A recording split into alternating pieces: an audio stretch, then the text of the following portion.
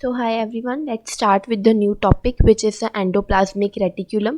हमने previous video में endomembrane system शुरू कर दिया था, मैंने उसकी इंट्रोडक्शन एक्सप्लेन कर दी थी. अब उसके अंडर जो फर्दर हम सारे एंडोमेम्ब्रेन सिस्टम के जो भी कंपोनेंट्स हैं, एंडोप्लाज्मिक रेटिकुलम, गोल्गी बॉडी, सभी जो बेसिकली जितनी भी ऑर्गेनलीज है वो बारी बारी डिस्कस कर रहे हैं. तो स्टार्ट कर रहे हैं एंडोप्लाज्मिक रेटिकुलम से. Electron microscopic studies of eukaryotic cells reveal the presence of a network or reticulum of the tiny tubular structures scattered in the cytoplasm. That is called the endoplasmic reticulum. अभी तुम्हें यहाँ पर इनकी physical appearance का पता चल गया है कि वो क्या कह रहे हैं. एंडोप्लाज्मिक रेटिकुलम क्या है? नेटवर्क है ट्यूबुलर स्ट्रक्चर्स का. ट्यूबुलर स्ट्रक्चर्स का नेटवर्क प्रेजेंट होता है कहाँ पर? साइटोप्लाज्म में. Fine.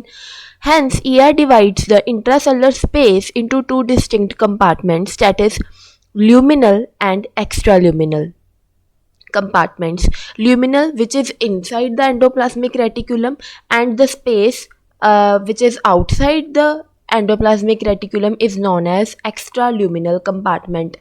Extra word ही समझ लो, इंट्रा होता है, विद इन, एक्स्ट्रा मतलब बाहर. तो एंडोप्लाज्मिक रेटिकुलम के विद इन जो स्पेस है उसको हम ल्यूमिनल कहते हैं और जो आउटसाइड है उसको हम एक्स्ट्रा ल्यूमिनल कंपार्टमेंट कहते हैं. The endoplasmic reticulum often shows ribosomes attach to their outer surface. अब ये तो क्लियर है कि जहाँ पर एंडोप्लाज्मिक रेटिकुलम के पास राइबोसोम्स होंगे हम उसको क्या कहेंगे? Rough endoplasmic reticulum, RER. और जहाँ नहीं होंगे उसको हम कहेंगे स्मूथ एंडोप्लाज्मिक रेटिकुलम. आगे उन्होंने यही समझाया था. तो एक बार रिवाइज कर ले, हमने यहाँ क्या पढ़ा जल्दी से देख लेते हैं. एंडोप्लाज्मिक रेटिकुलम, हम एंडोमेम्ब्रेन सिस्टम का पहला कंपोनेंट पढ़ रहे हैं.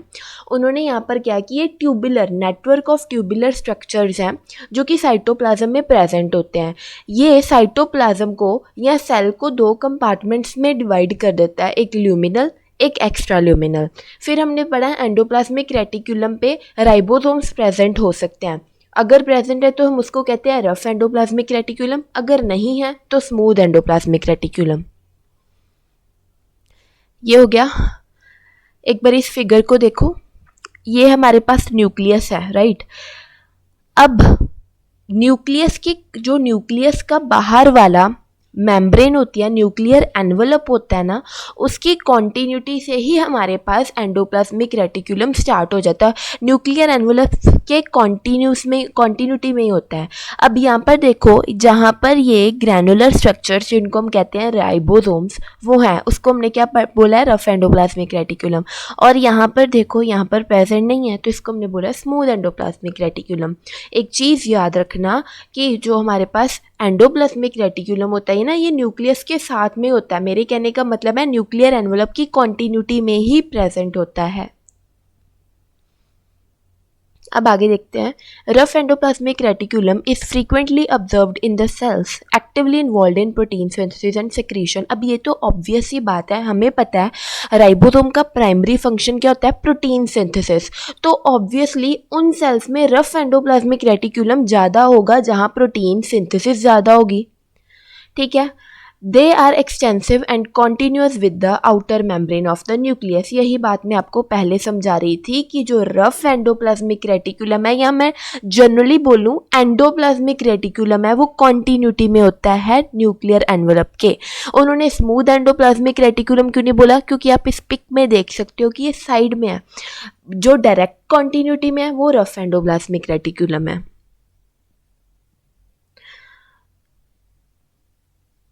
The smooth endoplasmic reticulum is the major site for the synthesis of lipid.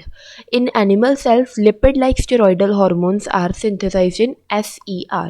तो रफ एंडोप्लाज्मिक रेटिकुलम उन सेल्स में ज़्यादा होगा जिनका रोल प्रोटीन सिंथेसिस में ज़्यादा है, और स्मूथ एंडोप्लाज्मिक रेटिकुलम उनमें ज़्यादा होगा जहाँ पर हमें लिपिड सिंथेसिस ज़्यादा रिक्वायर्ड है. तो ये सेम ही बात यहाँ पर भी की है. अब आगे देखते हैं. अब सेकंड एंडोमेम्ब्रेन सिस्टम हम पढ़ रहे हैं विच इज़ गोल्गी बॉडी, या जिसको हम गोल्गी अपरेटस कहते हैं. Camillo Golgi first observed densely stained reticular structure near the nucleus. तो पहली बारी किसने गोल्गी बॉडी को देखा था under the microscope? Camillo Golgi ने, उसी के नाम से गोल्गी अपरेटस पड़ा है।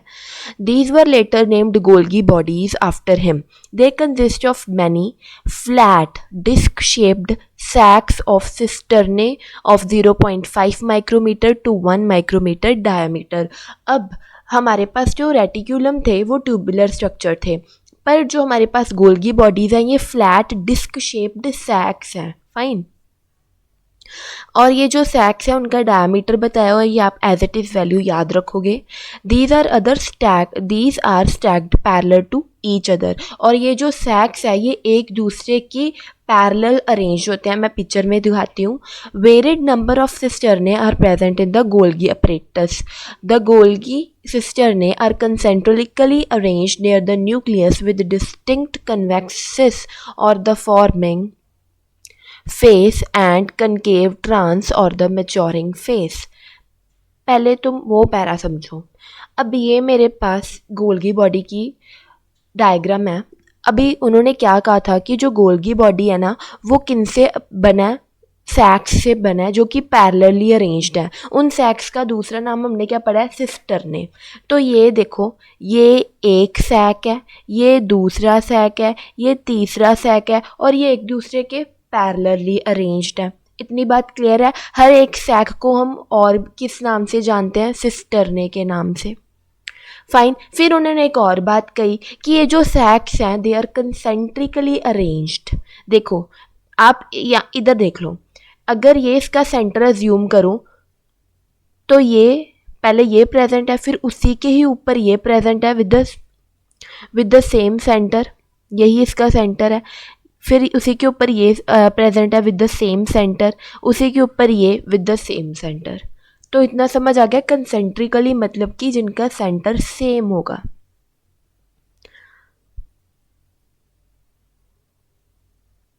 फिर उन्होंने नेक्स्ट लाइन में कहा था कि जो कंसेंट्रिकली अरेंज्ड सिस्टरने है ना, इनके पास दो फेसेस होते हैं, कन्वेक्स सिक्स फेस जिसको फॉर्मिंग फेस भी कहते हैं और कनकेव ट्रांस फेस या जिसको हम मैच्योरिंग फेस भी कहते हैं। The cis and the trans face of the organelles are entirely different but interconnected. अब ये देखो, this is the cis face जिसको हमने क्या कहा है, इसको फॉर्मिंग फेस कहते हैं, और this is the trans face जिसको मैच्योरिंग फेस कहते हैं। आगे देखते हैं, फिर मैं इकट्ठा एक्सप्लेन करती हूँ अगर कोई डाउट हुआ तो।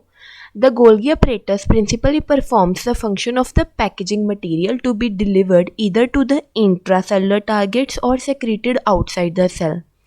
अब गोल्गी बॉडी का फंक्शन क्या है कि ये पैकेजिंग में, इसका मेन फंक्शन क्या है, पैकेजिंग में। फाइन।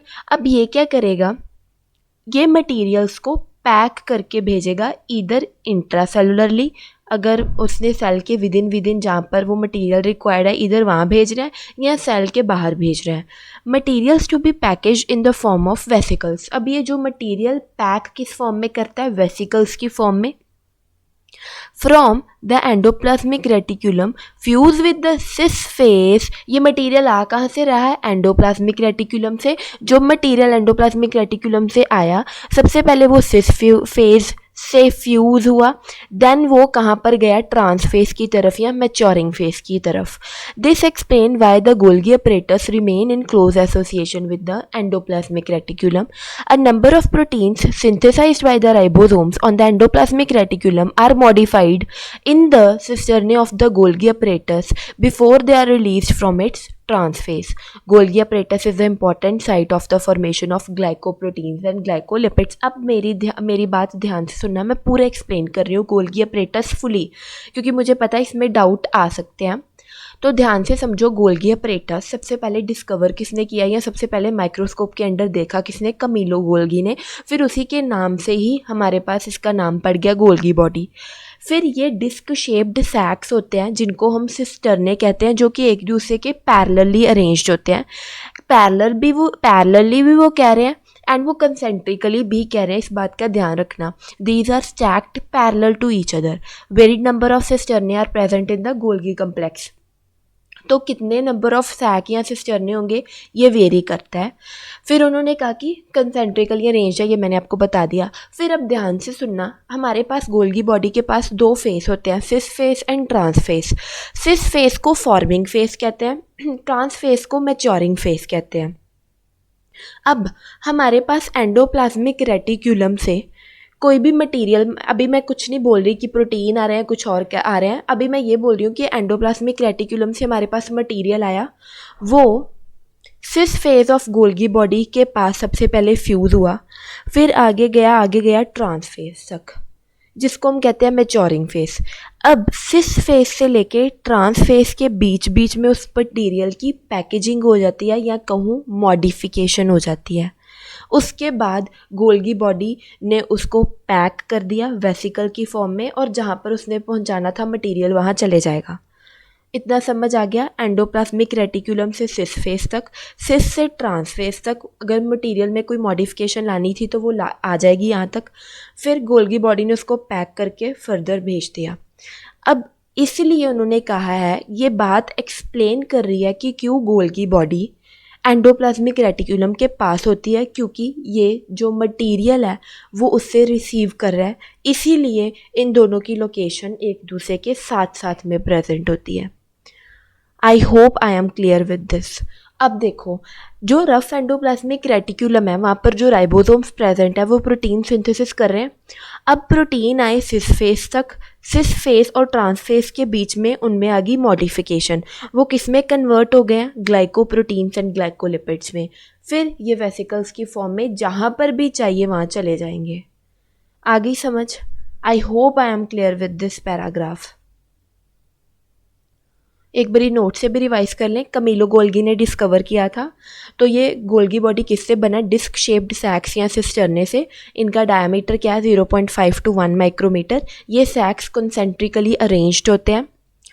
जो कन्वेक्सिस फेस है वो फॉर्मिंग फेस होता है, और कनकेव ट्रांस मैच्योरिंग फेस होता है। पैकिंग किसकी फॉर्म में करता है? वेसिकल्स की फॉर्म में। जो मटेरियल टू पैक है वो एंडोप्लाज्मिक रेटिकुलम से आया, सिस फेस में गया, वहाँ पर फ्यूज़ हुआ, फिर ट्रांस फेस तक आया। और यही जो हमारे पास प्रोटीन्स यहाँ पर आ रहे हैं, and therefore Golgi body is the site of formation of glycolipids and glycoproteins, क्योंकि ये उन प्रोटीन्स को मॉडिफाई करके किस में कन्वर्ट कर रहा है? ग्लाइकोलिपिड्स एंड ग्लाइकोप्रोटीन्स में। तो अब आगे पढ़ते हैं लाइसोसोम्स। सब एनसीईआरटी पढ़ते हैं पहले। These are membrane bound vesicular structures formed by the process of packaging in the Golgi apparatus. The isolated lysosomal vesicles have been found to be very rich in almost all types of hydrolytic enzyme such as lipases, proteases and carbohydrases, optimally active at the acidic pH. These enzymes are capable of digesting carbohydrates, proteins, lipids and nucleic acids. अब पहले तो मेरी बात सुनो कि जो lysosomes है ना, ये एक वेसिकुलर स्ट्रक्चर्स हैं। अब मेरा ये कहने का क्या मतलब है? वेसिकुलर स्ट्रक्चर मतलब ये भी मेम्ब्रेन बाउंड स्ट्रक्चर ही हैं, जिनको किसने फॉर्म किया है? गोल्गी अपरेटस ने। During the process of packaging lysosomes form होते हैं। इतना समझ आ गया? लाइसोसोम्स कब बने? During the process of packaging Golgi body he lysosomes form करती है। अब एक जो हमने इससे पहले पढ़ा था कि क्या होता है एंडोप्लाज्मिक रेटिकुलम से material to be package Golgi apparatus तक आता है, फिर वो थोड़ी मॉडिफिकेशन करके बाद में उनको पैक कर देता है इन द फॉर्म ऑफ वेसिकल्स, है ना। वैसे वहाँ पर भी हमने वेसिकल्स पढ़ी थी ना, वैसे ही ऐसे ही प्रोसेस होती है, तब ये वाले वेसिकुलर स्ट्रक्चर्स बनते हैं। But there is a difference. वहाँ पर हमने पढ़े थे कि प्रोटीन्स वगैरह थे, यहाँ हम पढ़ रहे हैं कि लाइसोसोम्स के बीच में क्या होते हैं? एंजाइम्स प्रेजेंट होते हैं। कौन से एंजाइम्स? ये लाइपेसेस, प्रोटीएसेस एंड कार्बोहाइड्रेसेस। नाम से क्लियर है, ये वाला लिपिड्स की, ये प्रोटीन्स की, और ये कार्बोहाइड्रेट्स की मेटाबॉलिज्म या कहें डाइजेशन में हेल्प करेंगे। फिर उन्होंने एक ये भी बात की है कि जो ये एंजाइम्स है ये किस फॉर्म में एक्टिव होते हैं? किस पीएच में? एसिडिक पीएच में ये एक्टिव होते हैं। इतना समझ आ गया? मैं दोबारा एक्सप्लेन कर रही हूँ। Vesicles, these are also the form of vesicles, पर ये वेसिकल्स कुछ और नहीं, सिर्फ एंजाइम्स कंटेन करते हैं अपने बीच में, इसलिए इनको लाइसोसोम्स कहते हैं। ये भी गोल्गी बॉडी की पैकेजिंग प्रोसेस के दौरान ही फॉर्म हुए हैं। आई होप ये क्लियर हो गया। So formed during the packaging process contain hydrolytic enzymes such as carbohydrates, lipases and proteases. अब इसके अंदर देखो ये क्या है, एंजाइम्स वगैरह प्रेजेंट है और लाइजोसोम की जो लेयर होती है वो फॉस्फोलिपिड्स की बनी होती है, उसको फॉस्फोलिपिड बाइलेयर कहते हैं. फाइन. अब आगे बढ़ते हैं next organelles, next member of endomembrane system which is vacuoles. अब the vacuole is the membrane-bound space found in the cytoplasm. It contains water, sap, excretory product, and other materials not useful for the cell. The vacuole is bound by a single membrane called tonoplast. ये चीज़ याद रखना. In plant cell the vacuoles can occupy up to 90% of the volume of the cell. पहले इतना देख लेते हैं. सबसे पहले उन्होंने क्या कहा है कि वैक्यूल्स मेम्ब्रेन बाउंड स्पेसिस होती हैं, साइटोप्लाज्म में प्रेजेंट होती हैं. अगर ये मेम्ब्रेन बाउंड है तो इनमें प्रेजेंट क्या है, अब ये क्या होल्ड करके रख रहे हैं, इनमें कुछ water, SAP and excretory products present होते हैं जो कि सेल को रिक्वायर्ड नहीं है. सेल को रिक्वायर्ड नहीं है, वो सारी चीज़ें ये अपने अंदर स्टोर करके रखते हैं. फिर उन्होंने कहा कि जो हमारे पास वैक्यूल है ना, ये इसकी मेम्ब्रेन सिंगल मेम्ब्रेन होती है, डबल मेम्ब्रेन बाउंड ऑर्गेनली नहीं है, सिंगल मेम्ब्रेन बाउंड ऑर्गेनली है. इसकी मेम्ब्रेन का नाम क्या है, वैक्यूल की मेम्ब्रेन का नाम क्या है, टोनोप्लास्ट. वैक्यूल की मेम्ब्रेन का नाम क्या होता है, टोनोप्लास्ट. अब ये जो प्लांट सेल के केस में, ये लाइन याद रखना, प्लांट सेल के केस में जो वैक्यूल्स हैं 90% ऑफ द स्पेस ऑक्यूपाई कर सकते हैं. आ गया समझ. अब आगे, in plants the tonoplast facilitates the transport of a number of ions and other materials against concentration gradients into the vacuole. Hence their concentration is significantly higher in the vacuoles than in the cytoplasm. अब ठीक है, अगर along the concentration तो जा ही रहे हैं ना ions वगैरह कुछ भी, पर यहाँ पर tonoplast against the concentration gradient भी आयंस को ट्रांसपोर्ट कर रहा है. तो खुद ही हिसाब लगा लो कि जो इन चीज़ों का अमाउंट होगा वो ऑफ कोर्स साइटोप्लाज्म के कंपैरिजन में वैक्यूल्स में ज़्यादा होगा, है ना. उन्होंने यही बात किया है कि tonoplast facilitates the transport of number of ions and other materials against the concentration gradient. Even against the concentration gradient भी वो सब्सटेंसेस को वैक्यूल्स के अंदर आने दे रहा है. Therefore the concentration is significantly higher in vacuoles than in the cytoplasm. अब आगे देखते हैं. In amoeba the contractile vacuole is important for osmoregulation and excretion. In many cells as in protist food vacuoles are formed by engulfing the food particles. अब amoeba के case में osmoregulation के लिए कौन सा vacuole present होता है, osmo regulation and excretion के लिए कॉन्ट्रैक्टाइल वैक्यूल प्रेजेंट होता है. अब नाम से क्लियर है, कॉन्ट्रैक्टाइल वैक्यूल मतलब कि जो कंट्रैक्शन के through waste products excrete out करवाएगा. अमीबा के केस में कॉन्ट्रैक्टाइल वैक्यूल का फंक्शन क्या है, कंट्रैक्ट करेगा, एक्सक्रीटरी प्रोडक्ट बाहर. फाइन. और प्रोटिस्ट के केस में कौन से वैक्यूल्स प्रेजेंट होते हैं, फूड वैक्यूल्स प्रेजेंट होते हैं, जो कब फॉर्म होते हैं, जब प्रोटिस्ट फूड पार्टिकल इनगल्फ करेंगे. इनगल्फ मतलब इनटेक करेंगे, इंजेस्ट करेंगे, तब बनते हैं. यहाँ पर हमने 2 वैक्यूल्स भी पढ़ लिए, contractile vacuoles and food vacuoles. अब इस पिक्चर को देखो, मैं ये समझा देती हूँ. This is a plant cell. अब ये प्लांट सेल के केस में जो मोस्ट ऑफ द जिसने स्पेस कवर की हुई है सेल की, दिस इज़ वैक्यूल. ये लेयर क्या है, tonoplast which is the membrane of the vacuole. इसमें क्या होंगे, वाटर होगा, सैप होगी और अदर एक्सक्रीटरी प्रोडक्ट्स होंगे which are not required by the cell. एक बारी रिवाइज कर ले, हमने क्या पढ़ा. हमने पढ़ा कि this is a single membrane bound structure in the cytoplasm जिसमें water, sap, excretory products and other materials होंगे. इसकी मेम्ब्रेन का नाम था टोनोप्लास्ट. प्लांट सेल के केस में 90% वॉल्यूम ये कवर करके रखता है. प्लांट्स के केस में टोनोप्लास्ट आयंस की ट्रांसपोर्ट कराती है against concentration gradient. Therefore the concentration of two substances are higher in vacuoles than in the cytoplasm.